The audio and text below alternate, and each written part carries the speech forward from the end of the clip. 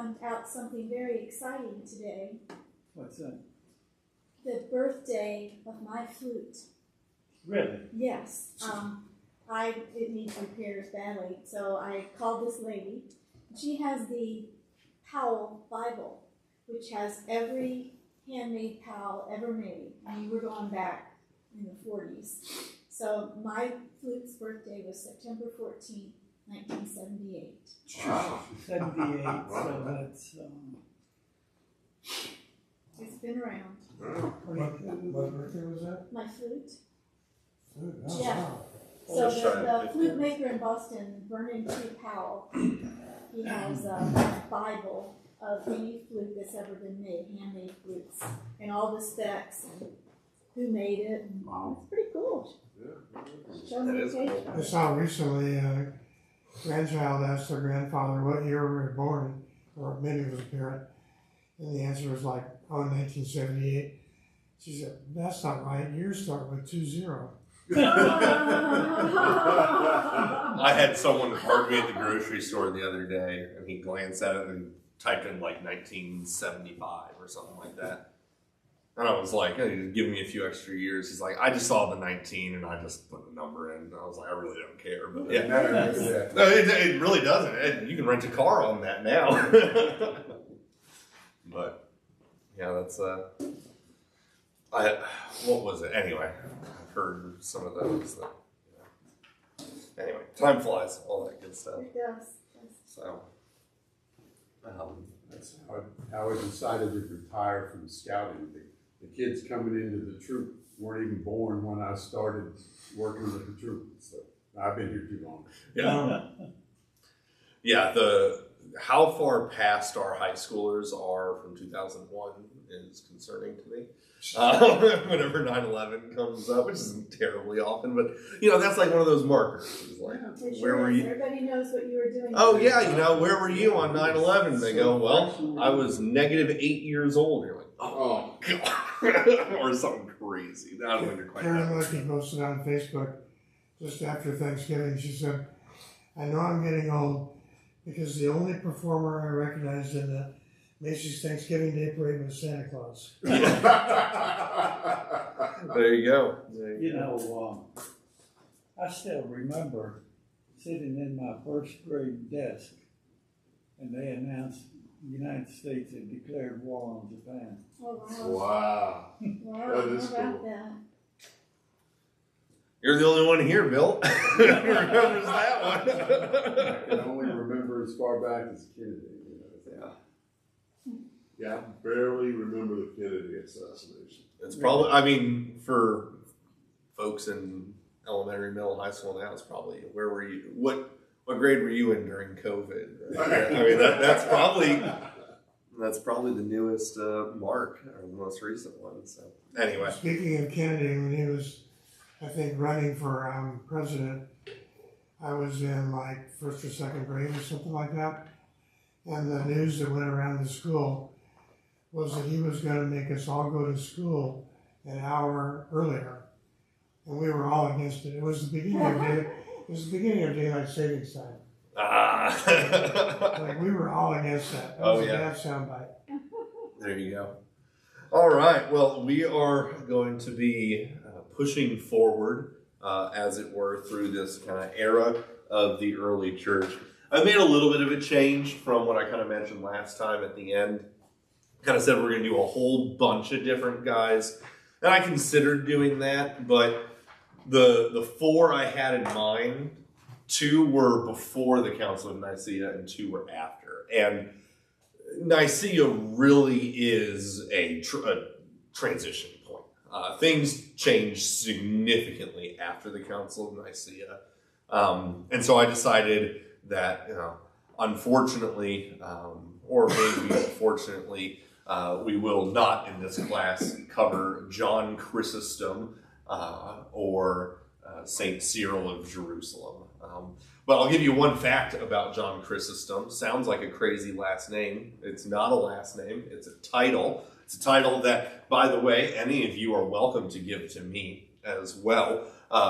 He was known as John the Golden Throat. because of how great a preacher he was. Oh. So I don't know of anyone else who's gotten the title Chrysostom, but he got it. But like I said, there's a ton of figures of the early church that we just don't have even remotely enough time to cover.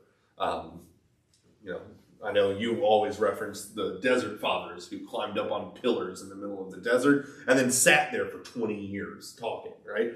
We're not going to talk about them. And, we're not really going to spend a whole lot of time on St. Anthony and Jerome and all the Latin doctors. I mean, you can spend a lifetime studying these individuals. We're hitting a lot of the highlights. And so today we are moving forward, right? So we started with those apostolic fathers, those fathers of the church that knew personally the apostles. Last week, the week that has been deleted from the internet because the recording wasn't working because of our internet, and the recording for the podcast wasn't working because, well, it was working, but the computer restarted itself during it, so it's gone. I've told some folks, I don't know what I said last week that God didn't want on the internet, but here we are. So we looked at the apologists last week. These are kind of a chunk of fathers, two of them specifically, Justin and Irenaeus, who took up the defense of the faith. Both from the state and from heresies. And they're not the only fathers who will be apologists. I mean, we're going to see that one of our individuals today writes a lot of apologetic works. But those two are really known for it. It's that era of the church. After them, there's kind of this waiting period almost. A lot's happening, but we're really waiting for Nicaea at this point. There's kind of this like awkward lull. Not necessarily, I mean, there's a lot going on. There's a number of fathers from this period after the apologists and before Nicaea, but there's not as many as you might expect. Things haven't quite ramped up into full speed. We're still in the era of persecutions. In fact, it's going to come in to one of our individual's story a couple of times, actually. But for the most part, the really hot burning persecutions are mostly in the past. One will happen just before Nicaea, kind of as a last hurrah of persecution, almost, if you will. For the most part, we're in a kind of a lull, dealing with heresies as they pop up. But the big heretic, right, the arch heretic himself, Arius, hasn't come to the scene yet. And that is, of course, what triggers Nicaea. And we'll talk all about that next week when we take a look at just one individual, Athanasius, because he is big enough for us to spend a whole class and longer on him. So we're going to use this time to look at two of what are known as the Ante-Nicene fathers. Doesn't mean that they're against the Council of Nicaea. It's spelled with an E, not an I. They are just before Nicaea. This is the major division in the era of the Church Fathers. Nicaea, before Nicaea, and after Nicaea. So if you look at big volumes and encyclopedia kind of things, you'll see these are the Ante-Nicene fathers, which includes everyone we've talked about so far. And these are the post-Nicene fathers, which include everyone who comes after. So we're going to lay the foundation a little bit for Nicaea. We're going to kind of see how, the way Christians are thinking already will come up and will be very well defined at Nicaea, but we're not there yet. So to do so, we're going to look at two of the prominent figures, one from each half of Christendom. Right, we've talked about how Christendom is divided into culturally. They're still united, they're still linked, but even with Irenaeus, we saw tensions kind of rising here and there. We're going to see a little bit more of that division today, but the actual split between the two churches does not happen until after The church father era is already over. This division is between East and West. You can also say it's between the Greek-speaking and the Latin-speaking. For those of you going way back a couple of weeks, we said there were 5 primary cities of thought where centers of learning took place. Jerusalem was one. You guys remember any of the other ones? Rome. Antioch. Constantinople. Yeah, one more. Alexandria? Alexandria. Yeah. Today, basically, one of our fathers is going to bring Alexandria to the forefront of Christian theology. And it's going to remain that way for a long time. And of those 5 cities, 4 of them are in the Greek-speaking eastern half, right? Only Rome is in the Latin western half, which is part of the reason why during the schism, Rome is able to consolidate so much power. This is the only quote-unquote powerhouse theological city in the West. All the other ones are in the East, and they're still vying for power and prestige and all that kind of thing. So today we're looking at one theologian from the East and one from the West. We're going to start, mostly because it's a chronological beginning, with Tertullian of Carthage. So before we begin, have you guys heard of Carthage before? Yep. What do you guys know, if anything, about Carthage? Nothing. Oh, man. Were they warriors? They were more sailors. You probably know them as warriors because of the Romans. So Carthage was the capital of the Punic Empire, which before Jesus was a major regional rival of Rome. In fact, I think it was Cato the Elder, but don't quote me on that. One of these very famous politicians ended every speech, no matter what it was on, in the Senate with, and furthermore, above all, Carthage must be destroyed. That is how he ended, talking about a grain tax. Great. That's what the whole speech was. And moreover, above all, Carthage must be destroyed. That's how he ended every speech. Carthage, if you're going to go way back, is Phoenician by ethnicity, if you will. The Phoenicians are the ones that invented the alphabet. They do pop up a little bit in the Bible. They were sea people. They rowed boats around on the Mediterranean. Potentially linked to Troy, maybe, we're not sure. But founded the city of Carthage, became a major center of power there. There are 3 Punic Wars in Roman history. If you've heard of Carthage, it's because of the Punic Wars. The first Punic War is fairly normal. It's just a war between Rome and Carthage. Rome wins that war and, importantly, crucifies someone in Spain at the end of it. That someone who was crucified was the father of an individual named Hannibal.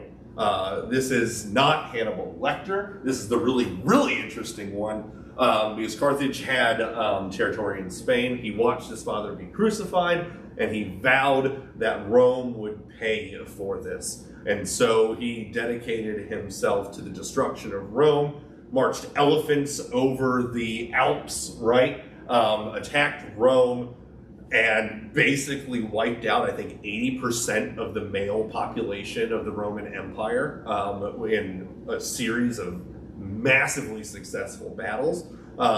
Even though the Romans do win the war, they win because they lock themselves in their cities and they refuse to come out, and Hannibal basically has to go home. And then they attack Carthage, and then they win.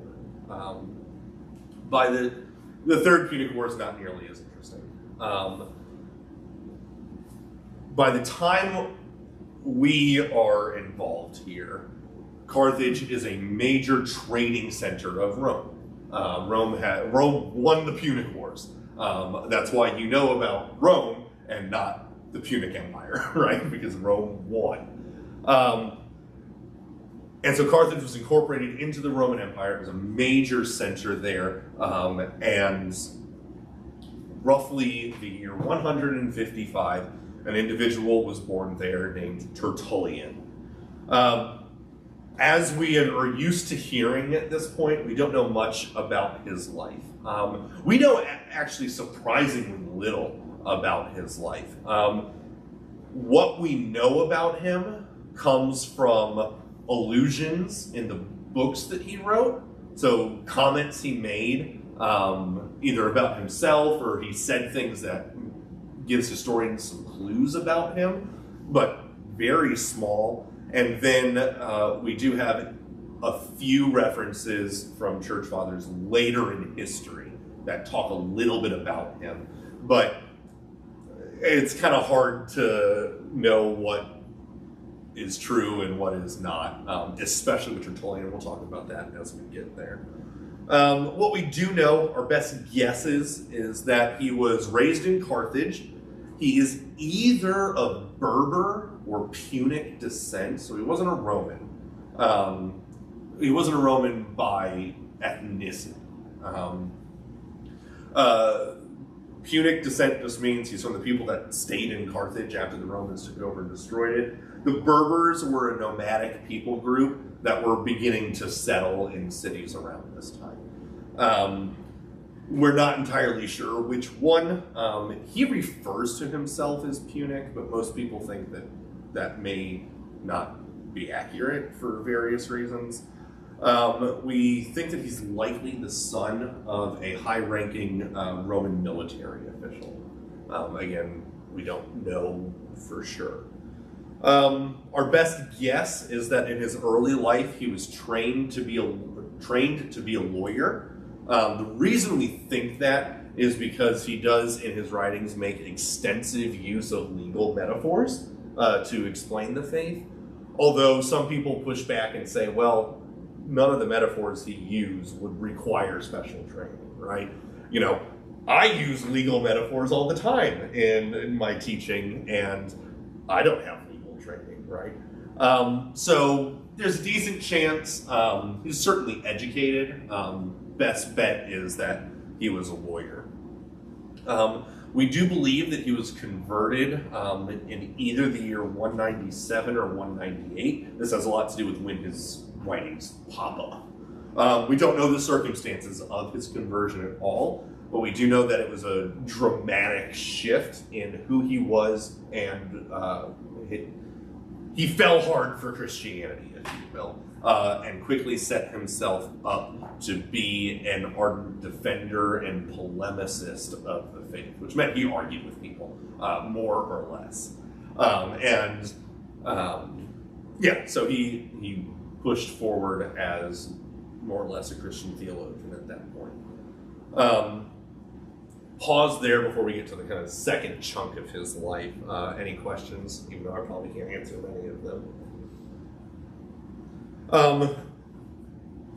What happens with him over the course of the rest of his life is very uncertain and has some controversy associated with it. There is a small possibility that around the year 200, he left the Christian faith to pursue the heresy known as Montanism. There's also a possibility he didn't. If you're wondering my opinion, I think it's unlikely. Why people think he did is there are two reasons. One, Jerome, a later church father, right, the one who produced the Vulgate. You probably know him from that. Jerome talks about how Tertullian was lost to the Montanist heresy. After he was a Christian, he converted to Montanism and abandoned the faith. So he talks about that. That's about 50 years after his death. Additionally, there's a group of Montanist heretics in the region of Carthage that around the time of Jerome resurface and call themselves the Tertullianists, and they're Montanists. So they're using his name, certainly. The main evidence we have that he didn't fall to heresy and that he stayed faithful is that we know that he had a student named Cyprian. Cyprian's another one of these major figures that we're not talking about.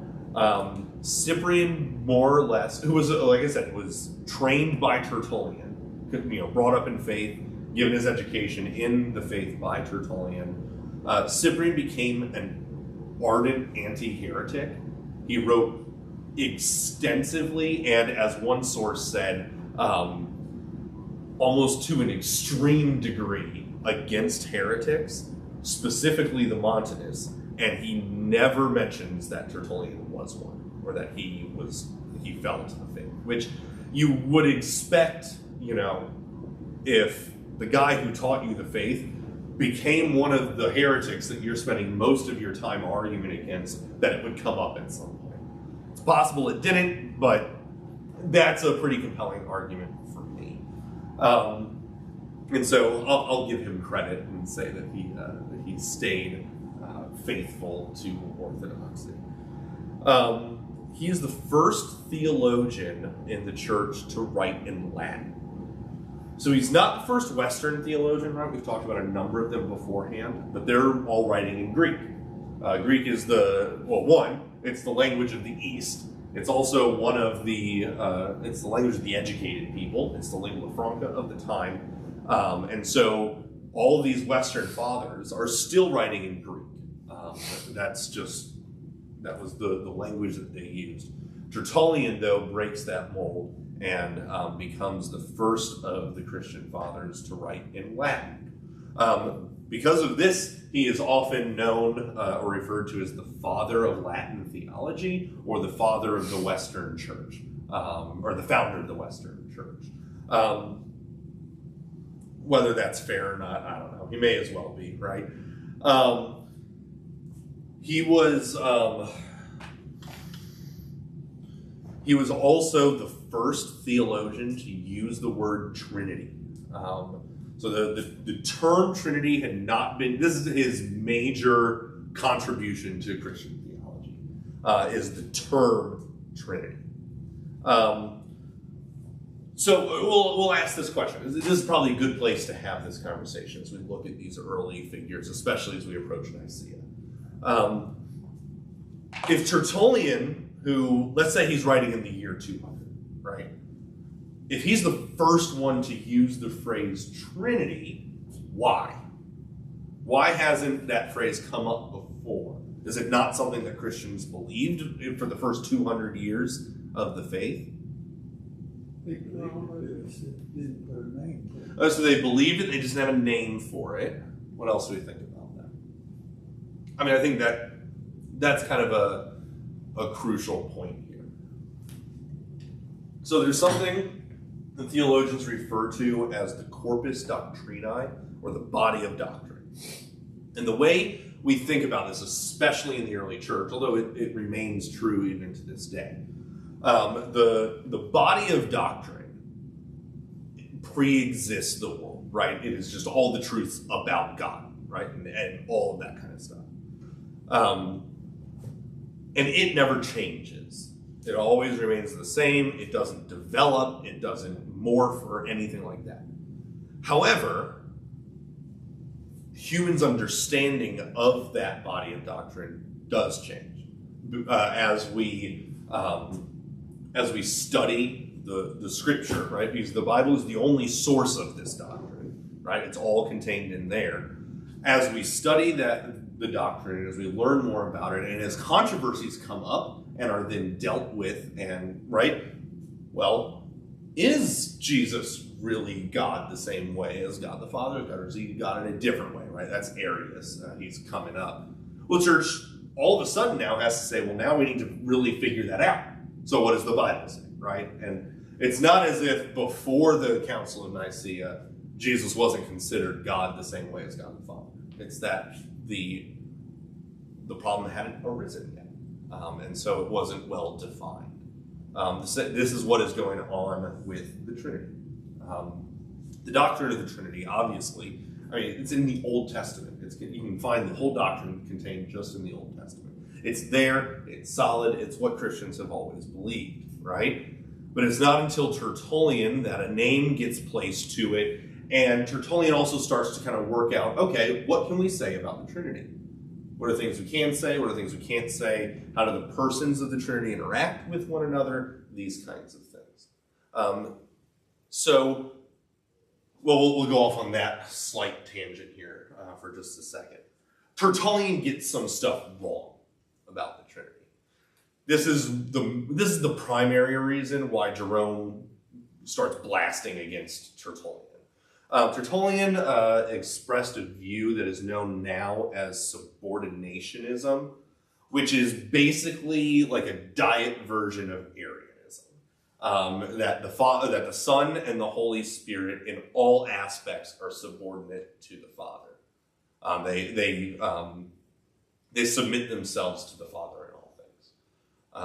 Now, as you think about our doctrine of the Trinity, you might think, well, hold on, right? You have the Christological hymn. We talk about how the Son submits himself to the will of the Father, that kind of thing. So isn't that what Tertullian's talking about? Well, maybe, and we can kind of put that in that category. But one of the things that Tertullian did wrong, and why Jerome is going after him, if you remember when we talked about the Trinity at some point in the vaguely recent history, I had two diagrams for you. The one you see in all of the catechisms, right? God is not. That's the immanent Trinity. God is to himself, where all three persons of the Trinity are co-equal, co-eternal, neither ahead, behind, distinguished, all that kind of stuff, right? And then there was also what is known as the economic Trinity, which is how God relates himself to us. And there we see Jesus, or the Son, submitting himself to the Father, the Holy Spirit going in the direction of the Son and the Father, and these sorts of things. The distinction with subordinationism is they apply that hierarchy to all aspects of God, including God as he is to himself. So the phrase co-equal is not one Tertullian would have agreed with. So that's where he goes wrong. He fails to distinguish the divine nature as it is. Does that mean that we throw out what he does, or that we label him a heretic? I mean, subordinationists are heretics. So I saw some of you shake your head that no, we can keep Tertullian, and we don't have to call him a heretic, even though he teaches a heretical view. So how do we reconcile that in our mind? Because it sounds contradictory. Is it just because you know his name and so he gets a pass? Well, but it's, say you got it 90% right, 10% wrong, something like that. Yeah, and I think one of the things that's really important for us to understand is subordinationism doesn't become a thing until 50 or so years after he's dead. So he has no opportunity to interact with the official teaching that's now opposing what the church is saying. So he has no opportunity to be corrected for this view. This is something that happens a number of times throughout the early church. Tertullian's a minor example. Our next guy is a big example of this, and we'll talk about why. Where a church father will say something, and then later it's determined that they're wrong about that. And not only are they wrong, right? Because it's one thing just to be incorrect about something. It's another thing to be incorrect in the same way that an active heretic in the world is incorrect, right? Because that's problematic. Because now the heretic can say, well, the father of Latin Christianity agrees with me. And so what the early church would often do is they would throw the baby out with the bathwater. It's like, well, he's a heretic. Bummer. And this is where you get jokes at the seminary about how, in this case, Tertullian got to enjoy heaven for 50 years, and then he had to get kicked out because Jerome said he was a heretic, right? But no, I think we can recognize that they're still figuring this out. They're still trying to reconcile how to talk about various doctrinal issues, in this case, the Trinity. You've probably heard this. Here, I'm moving on to a slightly different topic. So any questions about the potential heresies that Tertullian had? All right. You may have heard this before. The word Trinity is not in the Bible, right? Right. Tertullian obviously had no problem using this word. I mean, he does. He uses it. Council of Nicaea, as we push forward towards that, also does not have a problem using words that are not in the Bible. Do any of you happen to know the big word that's not in the Bible that's in the Council of Nicaea? Or in the Nicene Creed? It might be tricky because it's more than one word in English, but in English it's being of one substance. In Greek it's homoousios.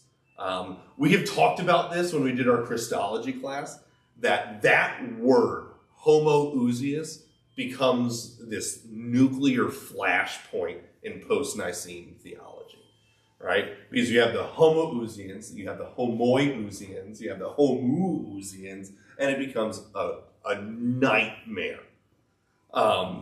Between these two, between the word Trinity and the word homoousios, by the time we get further in the church, in the era still of the church fathers, in fact, we'll talk about them in a few weeks, basically by the time the big controversy about the Holy Spirit comes out, the church fathers have decided we're not using words that aren't in the Bible anymore. And so we don't have any of those issues with the third article of the Creed, although we have a different one that pops up because of an east-west split thing. But we'll get there when we get there. But as of right now, with Tertullian, theologians don't have any issues using extra biblical language, although that is something that will change as we go forward. All right. Any questions about the life of Tertullian? We don't know how he died. We don't know exactly when he died. Our best guess is that he died in the year 220. But there's no record or account, which means, in all likelihood, he wasn't martyred. There's no reason to suspect him of being martyred. He probably just passed away of natural causes or whatever that looked like in the 3rd century. So we don't know, like I said, we don't know the circumstances surrounding his death. We think it was about the year 220. That was your question, Face Bill. I always think of, the Apostles' Creed is a clear statement of the Trinity. Yeah. They're kind of getting it wrong, so along came the Nicene Creed.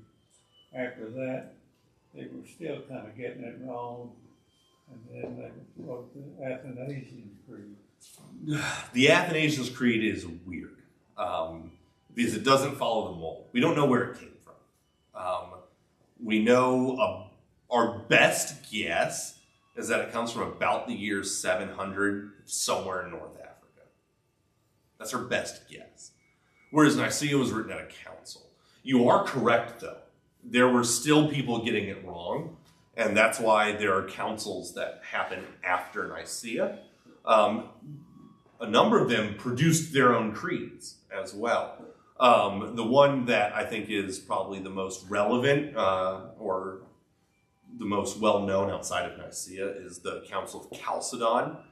Produces what's known as the Chalcedonian Creed, or the Negations of Chalcedon.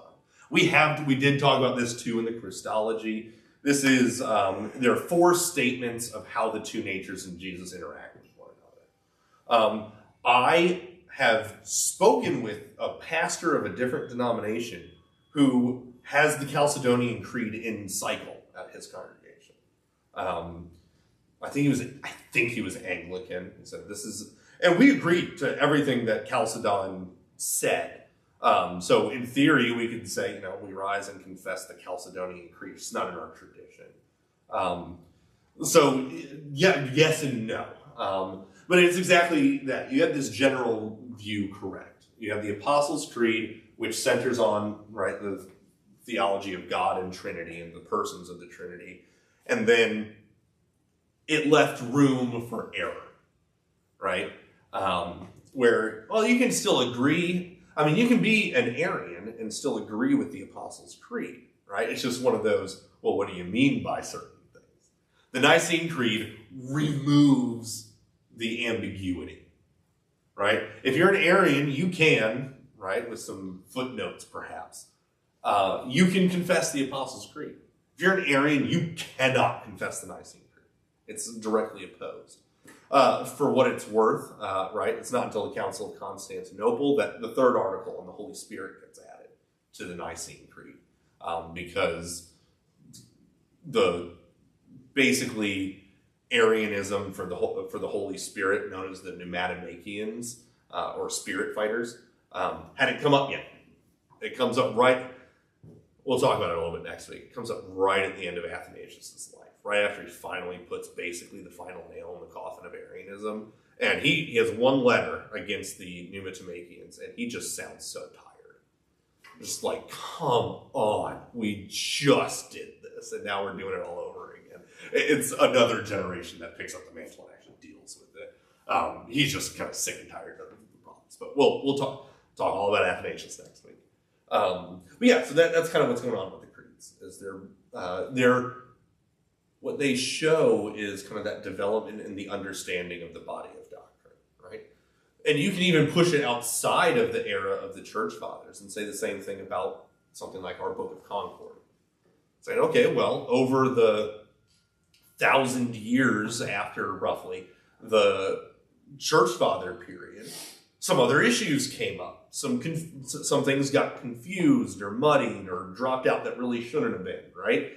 And so the Book of Concord comes along and seeks to redefine, reclarify, and kind of say, well, okay, here's what we teach about justification. It's in the fathers, right? We have all sorts of quotes from the church fathers, right? To kind of say, hey, the church has always believed this, but now we're writing it down in a very clearly defined way. But it's what we've always believed, that kind of thing. Which, by the way, is one of the real benefits of learning about and reading the church fathers, is you can see the historical line of your faith. It's all there. The church fathers are not going to have an extensive dialogue on justification by faith versus justification by works, because it wasn't an issue for them, right? Everyone kind of just did. It wasn't a controversy. They talk about the controversies, right? Similar to, right, it's sometimes said, the Book of Concord never says anything about evolution. So that'd be kind of crazy if it did, right? Because Darwin didn't come around for centuries, right? It's like, the Book of Concord doesn't say anything about a confession of 7-day creation. It's like, well, why would it? No one disagreed with that. In fact, the closest you ever get, as far as I can tell, those kind of statements, there's always people that believe other stuff that are kind of floating around. But significant, Augustine has to defend the 7-day creation. And he has to defend that it took that long. Because there was a bunch of people running around saying creation was instantaneous. Because God can do anything, so creation was instantaneous. And Augustine was like, no, it really took that long. So it went the other direction, right? But we do get some of our quotations for defense of the 7-day creation from Augustine, because he didn't talk about it, even though he was talking about it in the opposite direction that we are, right? Good. Anything else? Questions or comments on that? All right. You may notice that your worksheet looks slightly different than the previous weeks. In the previous weeks, I've listed bullet points of some of the works of the church fathers. That's probably not going to happen anymore for this reason. We know and still have record of 31 works by Tertullian. These are, a lot of them are letters, some of them are polemic in nature, which again is just, it's kind of attacking someone about what they believe. And a lot of them are apologetic in nature. He also has doctrinal treatises, like where his concept of Trinity and that phrase and all that comes up. So 31 of his works survive in their complete state today.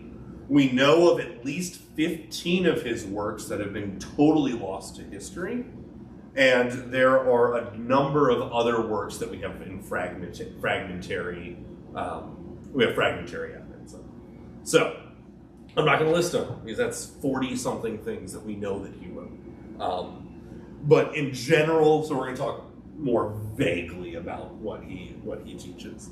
He wrote extensively in the fields of apologetics and polemics. Most of what he is defending the church against and attacking is the Marcion heresy, which is the same one that Irenaeus is dealing with. But he's coming at it a little bit later from a different angle. It's a version of Gnosticism that he's kind of putting down, and in Gnosticism or Marcionism kind of becomes the foil for him that he dumps his theology on top of. There's a church father that comes much later, another Western father, Hilary of Poitiers, who his big work is on the Trinity, for what it's worth. He says in that book, right, we have delved into that which should have remained a mystery to us, basically because the heretics have forced us to do it, right? So he basically says no one should have ever written his book on the Trinity, that we should have just left it as a mystery. But the heretics started screwing everything up, so now I've had to figure it all out for you, right? And that's often what happens. That's why this Corpus Doctrinae gets examined and dealt with and refined, is because, well, now you got heretics, and you have to say, okay, what's the correct view, what's the wrong view? And so we see, especially in the early church, that heresies are what drive, quote-unquote, theological developments, right? No, not that time? All right. The legacy of Tertullian, we've kind of covered all this already. He's the first person to use the term Trinity, and he's basically one of the founders, if not the founder, of Western theology. So, any questions about Tertullian before we move on to the wild ride that is Origen of Alexandria? All right.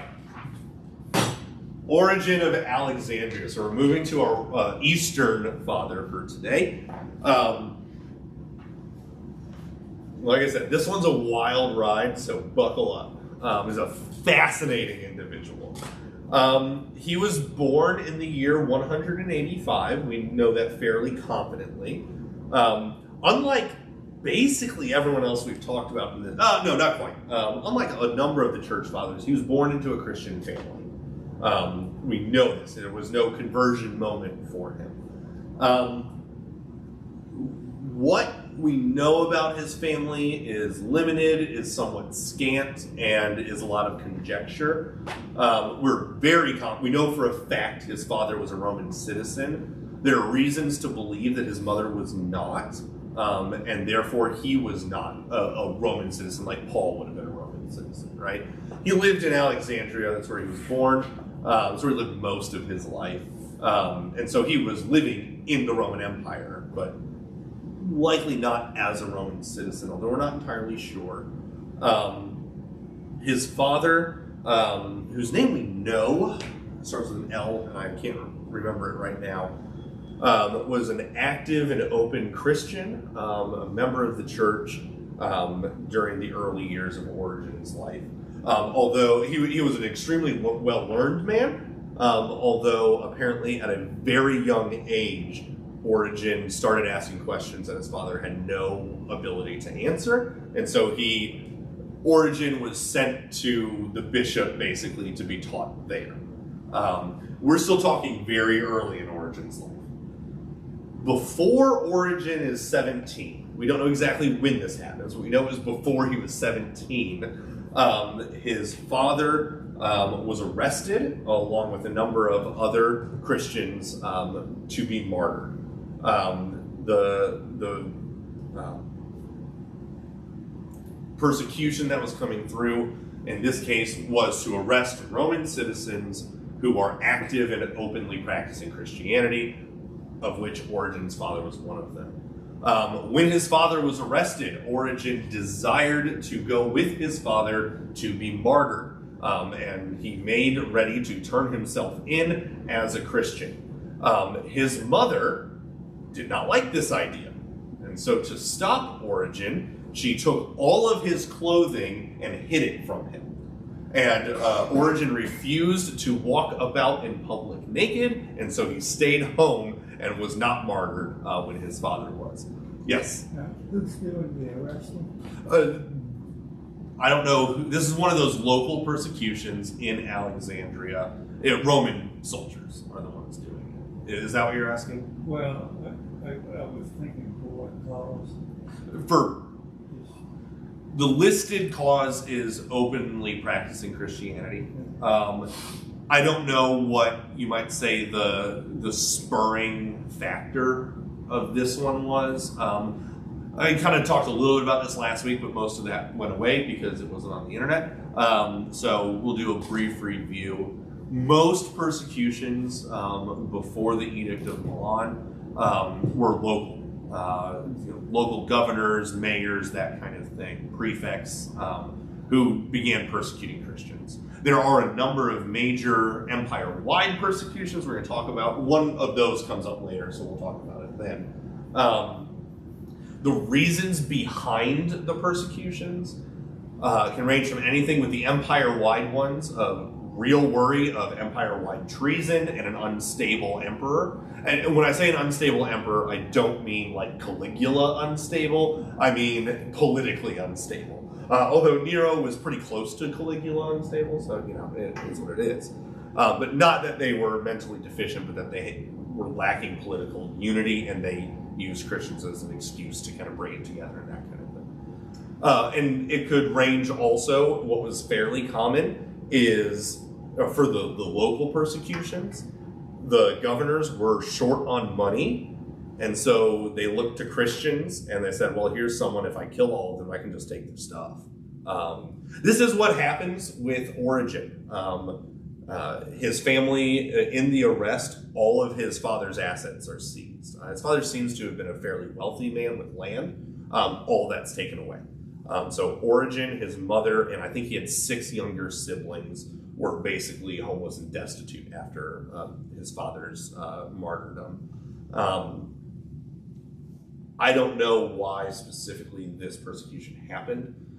Could also just be local unrest, right? The mayor, governor is feeling politically unstable, so he sparks a persecution, or any number of causes, right? And for what it's worth, there are legitimate religious persecutions, right? That don't have some political or some behind-the-scenes machinations. There are Roman citizens that are very religious in their own ways that just don't like the Christian faith and want to get rid of it. So that does happen as well. Usually there's other stuff going on in the background. People tend not to be homogenous, maybe. That's not quite the right word. Oftentimes humans act with more than one motivation, right? And so that's often what's going on here. So Origen's father is beheaded. By the way, this is one of the possible places where we see that Origen was not a Roman citizen. One, he could have been arrested as well. He was a publicly facing individual, openly practicing, or he wasn't publicly facing, he was openly practicing Christianity, but this persecution was against Roman citizens. So maybe that's why they didn't take Origen. Maybe they didn't take him because he was a kid. Maybe he wasn't home at the time. It's also possible, if you want to be someone who doesn't believe the fun story about his mom throwing his clothes out the window, it's possible he did turn himself in, but because he wasn't a Roman citizen, he got sent home. That's also possible, but that's not as much fun. So I choose to believe that his mom threw his clothes out. Also, this kind of feels like Origen's style as we go through and talk more about his life. At the age of 18, he is hired to be the chief catechist of the church in Alexandria, which means that he's like the head of education for the Alexandrian church. He is the one teaching new Christians the faith at 18. There's some possibility that he gets this role partly because he and his family are now homeless with no income and no real hope of support, and he's the one who needs to support them. So it might have been a little bit of a pity hire, right? Give the guy some income through that, but no one doubted his qualifications, right? No one challenged him in the position. So at the age of 18, Origen begins teaching the faith in a very public and official capacity. At some point in his early life, after he became a teacher and a tutor and a catechist, he read the words from Matthew, both in the Sermon on the Mount, about if a part of your body causes you to sin, cut it off, and another passage, there are those in the kingdom of God who have made eunuchs out of themselves, and Origen made the decision to castrate himself. By the way, I learned this in my research. The medieval artists did not have enough to do, because there are medieval paintings of this, more than one. If you want to see it, they're wild. Go to his Wikipedia page and scroll down a little bit. Just know that they are two pictures of someone castrating themselves. So they are not necessarily work appropriate as it happens. But anyway, very strange. There are some guesses as to why this happened. There are even some people who say that it didn't happen. The main reason people think it didn't happen is in his commentary on Matthew, which he wrote much later in his life. In speaking of these passages, he says, only a great and total fool would read them literally. These are Jesus clearly does not want you to cut parts of your body off, right? This is meant to be a very strong and poignant metaphor, not to be taken literally. And so future readers say, well, these two stories are contradictory. So why it came up is a little unsure.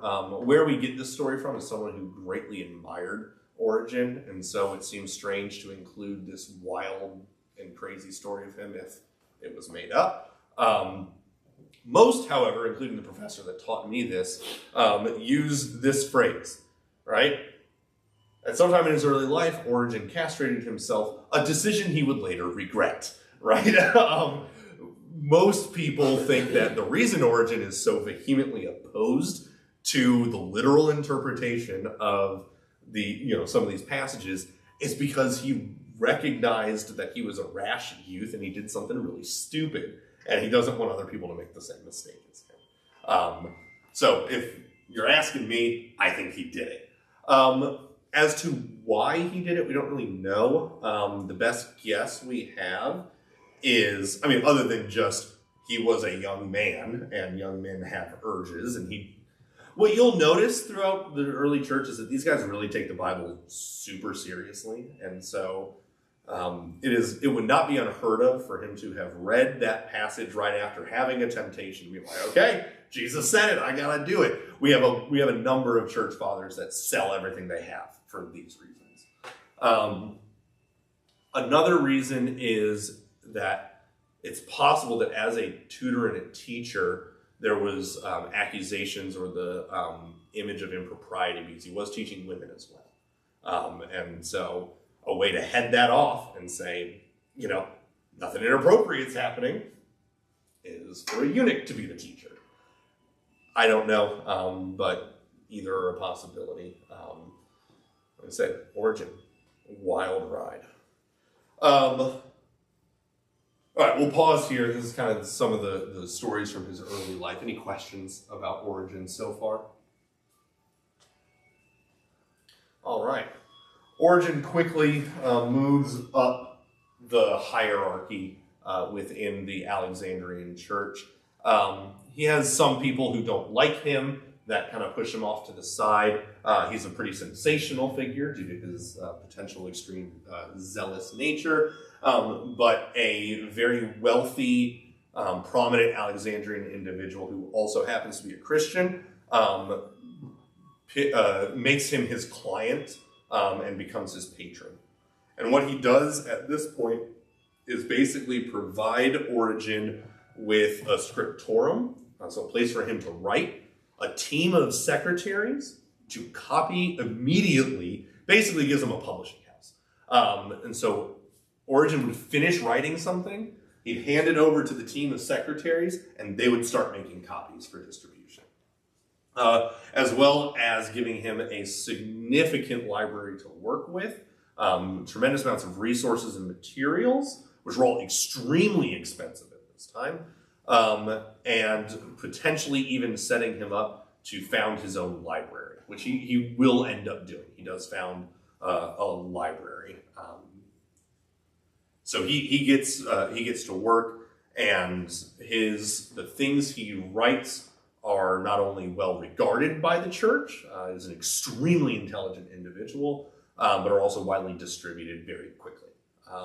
Like I said, he would basically write something, and then it would go off to the printers. In the year 250, so this is right at the end of his life, he was arrested during the Nicene persecution. This is that last hurrah, right? 250, we're getting real close. 325 is Nicaea.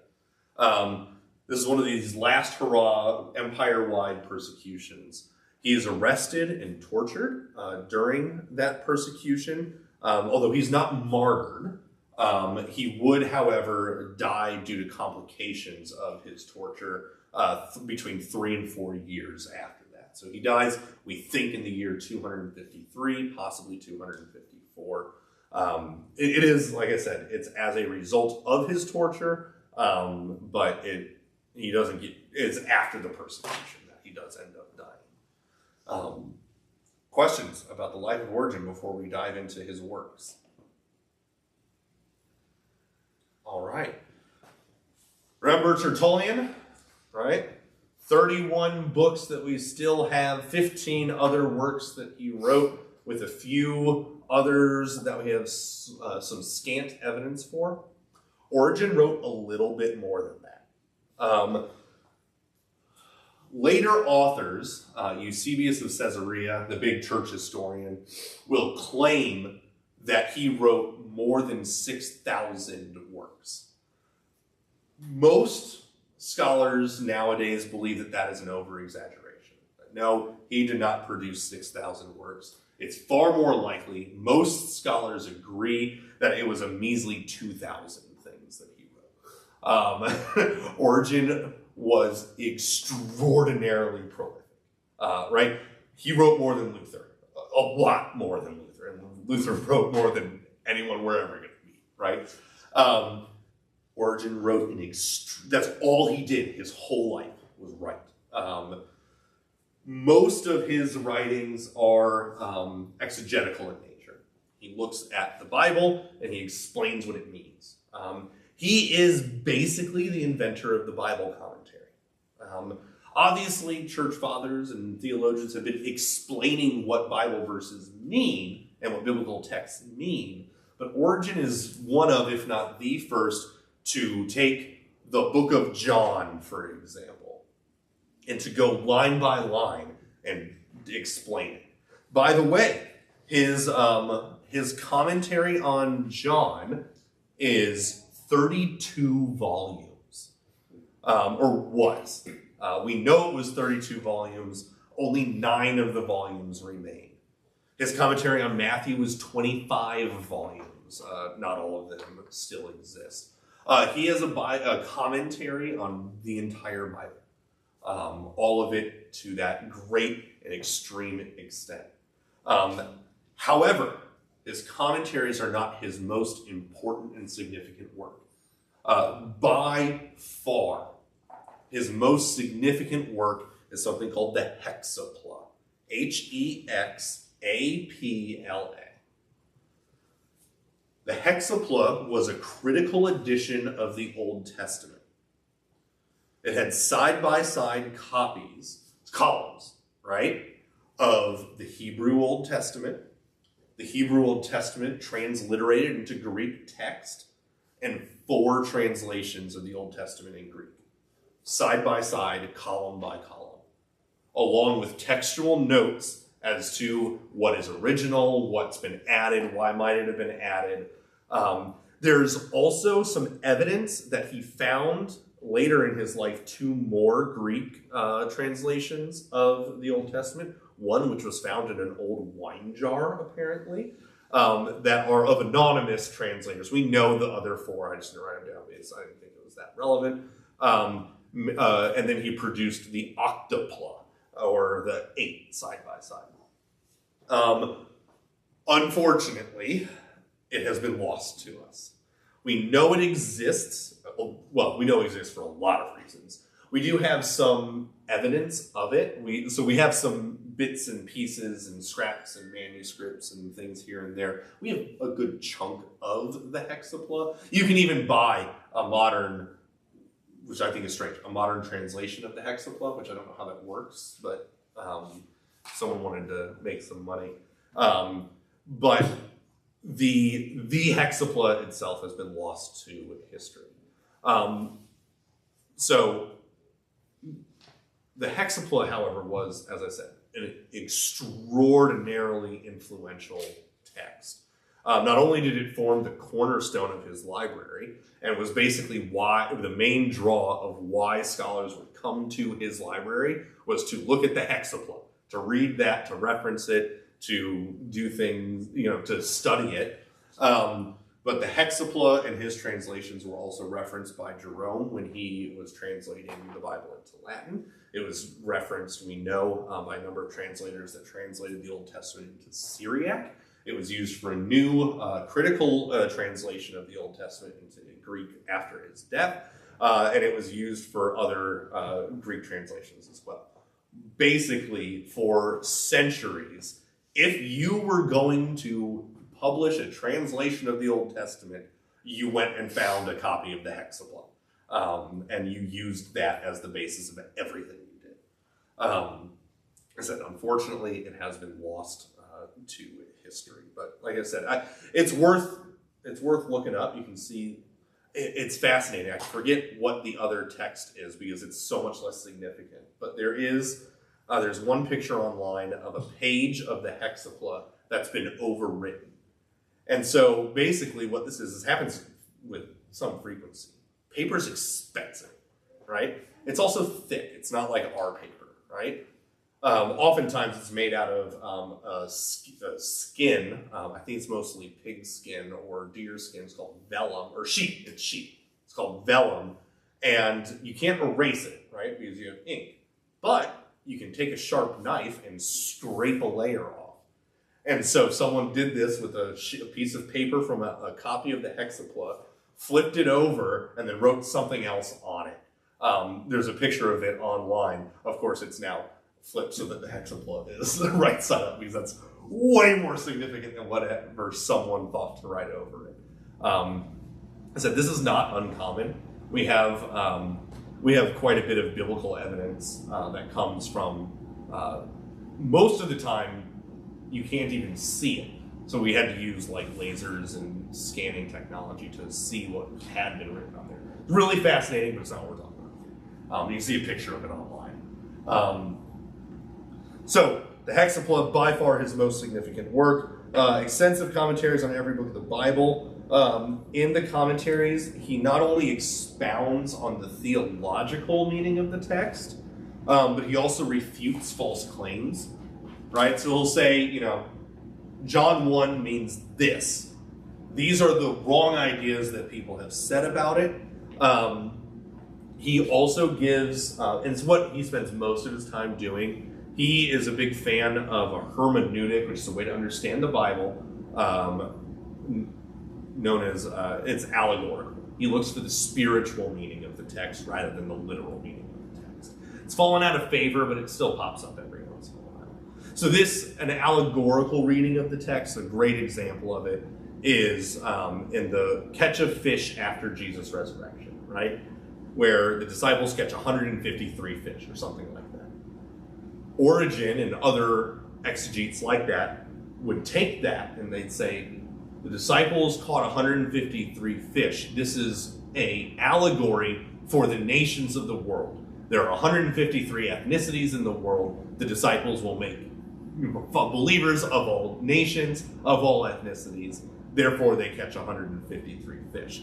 Most modern exegetes and theologians, including me, will say John wrote down that they caught 153 fish because he was a fisherman and he remembered that number, and so he put it in the Bible because it was significant to him, right? There's value there, but it's mostly fallen out of favor, and sometimes it can be a really problematic way of understanding the scripture. So he does those three things, and then he also provides a near complete index of the words in the various sections and where else they are found in scripture. You might know this as a concordance. This is long before concordances exist, and he was probably doing this by memory, right? It is unlikely that for every verse of the Bible, he took the significant words and then read the rest of the Bible and found where those words are. It's much more likely that he had the Bible memorized and that he remembered where the words were and included the list there.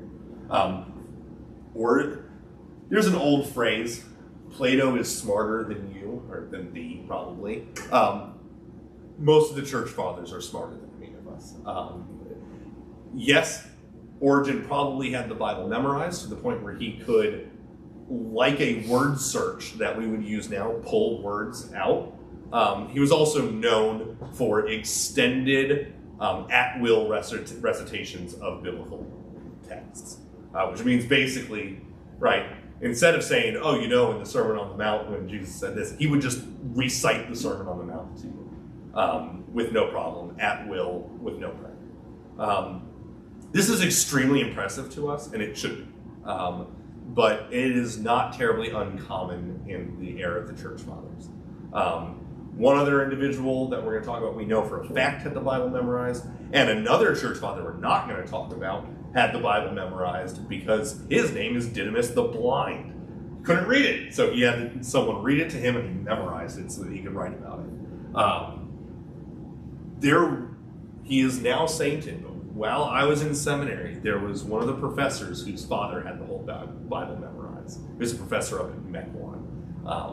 And apparently he would test his students, or he would have his students test him. Just rattle off a Bible verse and he would recite it to them. I bet he got annoyed when there was a new translation. Oh, I'm very confident he was annoying. Well, that's the Saleska family. I never knew Tim's father, but Tim Saleska, he wrote the commentary on the Psalms. Fantastic guy, great guy, very kind-hearted. In fact, when his father died, I was in a class with him, and he said to us, right, the day after his father died, he said, if any of you want to talk to me about my processing grief so that you can use that in your congregations, let me know. So, just the man had a heart for people. But don't disagree with him, because he will put you in the dirt. And so, yeah, I'm sure his father was much the same way. Let's see. So Origen probably had the Bible memorized. Like I said, he wrote, we think, 2,000 works on it. A lot of these aren't small either. So it's not like he wrote 2,000 papers, right? Now, granted, they can't make books as big as we can, but I've seen a picture of the 9 volumes of the John commentary we have, and it's probably about a foot thick. And that's 9 of 32. That's just John. So Origen was extremely prolific in his lifetime. Now, we come to some problems when we deal with Origen in general. And that is that Origen had controversy surrounding him in his lifetime.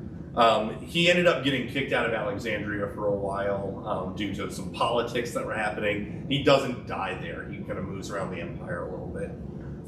In his lifetime, he was accused of teaching that Satan would, in the end, be saved. He, in his lifetime, denies teaching that. He says, nope, I never said that, but it was an accusation levied against him. We do know, however, that he had some other wrong teachings. The 2 most significant of them is that he taught the pre-existence of souls. And so what this is, it's a teaching that In the 7 days of creation, God also created all souls, every soul to ever exist. In the fall, a number of these souls also fell. That's you. In the fall, they're sent to earth to redeem themselves by believing in Jesus, at which point their soul is now reconciled. This is a wrong idea. Additionally, he is noted for not confessing the bodily resurrection. He believes that the resurrection is a spiritual, allegorical thing. These are the two most significant deviations from orthodoxy, because it's the two that get him labeled a heretic a few hundred years after he's dead and excommunicated from the church. Origen is our poster child of he got to enjoy heaven for 200 years before a council kicked him out. So we've already kind of dealt with this with Tertullian. How do we deal with it with Origen? His are pretty significant as well. One, most of the wrong ideas and heresies he's accused of don't come up in any significant way until way after his death. So there's always that. If you can't defend yourself or have an opportunity to recant, it's hard to label you as a heretic for all time. I wonder how he handled the Bible verse if Christ be not raised, your faith is in vain. He's fine with that. This is not a bodily resurrection. It's a spiritual, allegorical resurrection. I mean, it's a real thing, but your body doesn't rise. So you would have had no problem with that. And again, it's not like he was unaware of that, right? One of the ideas that my professor posited for this is a man who wrote 2,000 books. He probably wrote a lot of things that were just, if it came into his mind, he wrote it down, is basically what one of my professors kind of says is likely going on. In fact, using this, there's a decent chance, just using that guess, Origen probably did say, Satan could be saved in the end. And then, because it was a thought that popped in his brain as he was reading the Bible one day, and he wrote it down and got copied and sent everywhere. And later, when someone said, "Oh, you remember saying Satan could be saved?" Of course not. I would never say that, right? So, in some ways, there's a decent chance that just how prolific he was is also problematic. He's just writing too much, and he doesn't edit the way he probably should have. Origen becomes a controversial figure even in his own lifetime. There are still a number of church bodies that you can go to that if you say, "Oh, well, I'm a big fan of Origen," that would be akin to saying, "Oh, I'm a big fan of Arius," right? Where he is looked very much down upon. In fact, I know on more than one occasion, my professor had to defend the fact that he had us write a biography, or one of the assignments is we picked a church father and wrote a bio on them. And Origen was one of the ones, as well as Theodore of Mopsuestia, who is the precursor to the Nestorians. So he got some flack for that. He also he's the guy who wrote or edited the Ancient Christian Commentary on Scripture. If you ever want to see it, that's one of my favorite commentary series. And he includes Theodore of Mopsuestia in that. And his argument to us was, yeah, his Christology's bad, but the other things he says are worth reading. But just know that there are some of these church fathers that are still controversial even today. And Origen's one of them. But whether love him or hate him, Origen leaves a legacy behind him. He basically invented the Bible commentary. He preserved critical editions of the Old Testament, which were used by numerous theologians for years and years to come. And this goes for both of them. Between Origen and Tertullian and others, the foundations of Nicene theology have been laid, right? We're seeing Trinitarian theology, which Origen picks up on. I don't know if he gets it directly from Tertullian, but Origen has an extensive, he writes extensively on the Trinity, in addition to many, obviously, everything, but he does talk a lot about the Trinity. Origen paves the way for the Orthodox Nicene theology. Not all of it, of course, but much of it. Origen, like I said, he dies in the year 250, give or take. 250, 253, somewhere around there. He was not a bishop, but one of the successors to that same city as bishop is a man named Alexander of Alexandria, which is convenient. He was the presiding bishop from Alexandria at the Council of Nicaea. His protege was Athanasius. Athanasius grew up reading Origen. Well, he didn't quite grow up. He didn't start out as a Christian. But maybe I'm thinking of someone else. Anyway, one of these big-name church fathers is converted when a bishop finds him and some other pagan Romans playing Christians on the beach, baptizing things, right? And he was a good enough preacher that the bishop basically stole him and said, "You're going to be you're a Christian now." And it was either I think it was Augustine. Anyway, it's one of the really big names. But that if it's Augustine, we'll talk about it next week. Or not Augustine. If it's Athanasius, we'll talk about it next week because I think it's Athanasius. But Origen and his theology, the way he thinks, is directly preceding Athanasius and the brains behind Nicaea and the Nicene theology. Even if he does, like I said, get kicked out for heresy a few centuries after that. Any questions about Origen or Tertullian, any of the Ante-Nicene fathers, anything that we've covered up to this point? Because like I said, next week we're hitting a real linchpin, pivotal turning point in the history of Christendom. I'm not sure I understand what Montanism is. Montanism is something I could have described to you last week in more detail. It's a version of Gnosticism, Okay. which is this idea that there's secret knowledge that God gives to the people, that the earthly things are evil by nature. I think Montanism specifically posts the idea that Jesus, I call it hologram Jesus. Jesus didn't actually become incarnate, it just appeared that he was incarnate. And I think that's where they get their name, is that the Greek word for appear sounds like Montanus. But don't hold me to that if I'm... It's hard to keep a lot of these Gnostic heresies separate. I was talking with Joe after last week's class, because, well, we talked about Irenaeus, and how he was an ardent opponent of various Gnostic heresies.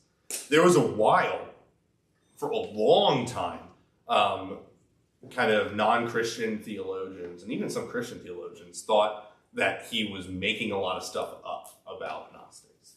He said some things that didn't make sense, like the big one is that the Gnostics were hedonist, and they were always like, they were very lustful, basically. Whereas we know that Gnostics aren't, right? That they are very austere, and they shun relations even within marriage and all of that. And so people are like, well, some of this doesn't seem to add up. Then there was a find about 50, 60 something years ago, maybe longer than that, where we found a whole bunch of Gnostic books. That was the first time we ever had the Gnostic books, because they were always burnt, basically. Oh. But we found some.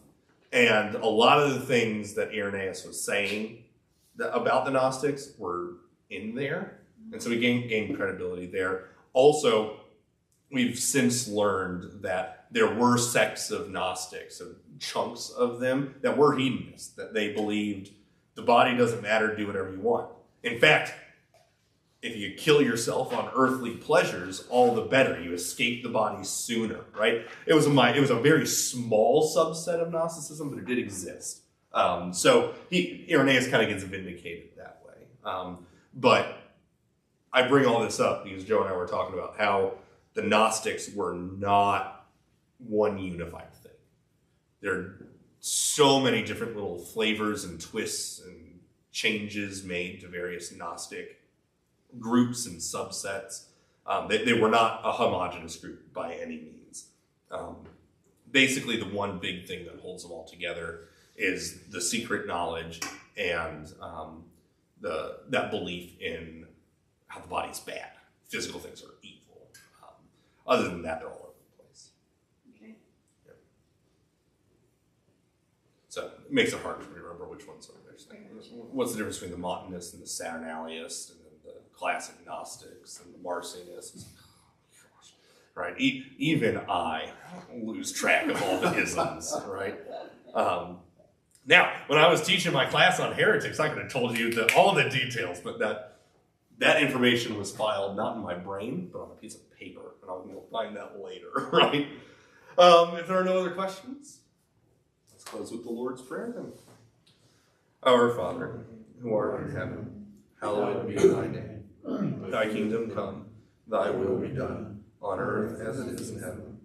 Give us this day our daily bread, and forgive us our trespasses, as we forgive those who trespass against us. And lead us not into temptation, but deliver us from evil. For thine is the kingdom, and the power, and the glory, forever and ever.